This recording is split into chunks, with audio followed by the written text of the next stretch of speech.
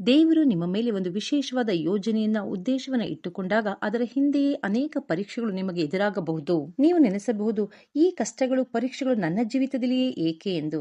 ಆದರೆ ದೇವರಿಗೆ ನಿಮ್ಮ ಮೇಲೆ ನಂಬಿಕೆ ಇರುವುದರಿಂದಲೇ ಆ ಪರೀಕ್ಷೆಗಳನ್ನ ನಿಮ್ಮ ಜೀವಿತದಲ್ಲಿ ಕೊಟ್ಟಿದ್ದಾನೆ.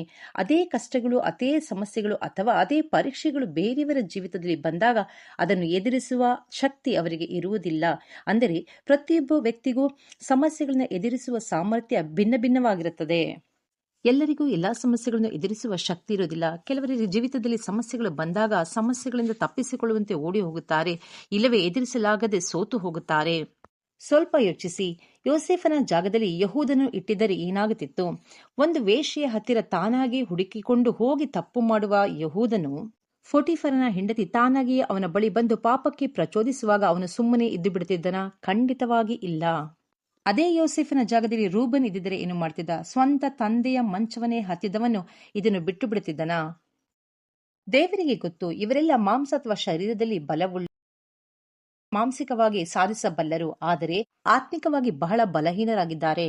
ಯೋಸೇಫನು ಒಬ್ಬ ಚಿಕ್ಕ ಹುಡುಗ, ಪ್ರಾಯದ ಹುಡುಗ, ಆದರೆ ಮಾಂಸದಲ್ಲಿ ಶರೀರದಲ್ಲಿ ಅವನು ಬಲಹೀನನಾಗಿರಬಹುದು, ಆದರೆ ಆತ್ಮದಲ್ಲಿ ಬಲವುಳ್ಳವನಾಗಿದ್ದ, ಬಲಶಾಲಿಯಾಗಿದ್ದ.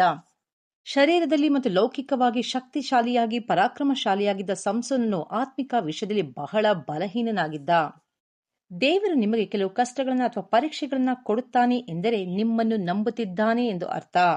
ಇದೇ ಕಷ್ಟಗಳನ್ನ, ಪರೀಕ್ಷೆಗಳನ್ನ ಬೇರೆಯವರಿಗೆ ಕೊಟ್ಟಾಗ ಅವನು ದೇವರನ್ನೇ ಜರಿದು ಬಿಟ್ಟು ದೇವರ ಮೇಲೆ ಗುಣಗುಟ್ಟಿ ದೇವರನ್ನೇ ತಿರಸ್ಕರಿಸಿ ಹೋಗುವ ಸಾಧ್ಯತೆಗಳು ಹೆಚ್ಚಾಗಿರುತ್ತವೆ. ಆದರೆ ಅದೇ ಕಷ್ಟಗಳು ನಿನಗೆ ಬರುವಾಗ ಅದೇ ಕಷ್ಟಗಳ ಮಧ್ಯದಲ್ಲೂ ನೀನು ದೇವರನ್ನು ಗಟ್ಟಿಯಾಗಿ ಹಿಡಿದುಕೊಳ್ಳುತ್ತೀಯಾ ಮತ್ತು ದೇವರನ್ನು ಯಾವುದೇ ಕಾರಣಕ್ಕೂ ಬಿಟ್ಟು ಹೋಗುವ ಮನಸ್ಸನ್ನು ಮಾಡುವುದಿಲ್ಲ. ಬದಲಿಗೆ ದೇವರನ್ನು ಸ್ತುತಿಸಿಯಾ, ದೇವರಲ್ಲಿ ಆಳವಾಗಿ ಇನ್ನೂ ನೆಲೆ ನಿಲ್ಲಲು ಪ್ರಯತ್ನಿಸುತ್ತೀಯಾ ಎಂಬ ನಂಬಿಕೆ ನಿನ್ನ ಮೇಲೆ ದೇವರಿಗೆ ಇದೆ. ಅಂತ ಸಂದರ್ಭದಲ್ಲೂ ಕೆಲವರು ನಿನ್ನನ್ನು ಹೀಯಾಳಿಸಬಹುದು, ದೂಷಿಸಬಹುದು, ಜರಿದು ಬಿಡಬಹುದು, ದೇವರನ್ನ ದೂಷಿಸಿ ಸಾಯಿ ಎನ್ನಬಹುದು. ಆದರೆ ನೀನು ಸಾಯಿ ಎಂದವರ ಮುಂದೆ ಸಾಕ್ಷಿಯಾಗಿ ನಿಲ್ಲುತ್ತೀಯ ಎಂಬ ನಂಬಿಕೆ ದೇವರಿಗೆ ನಿನ್ನ ಮೇಲೆ ಉಂಟು.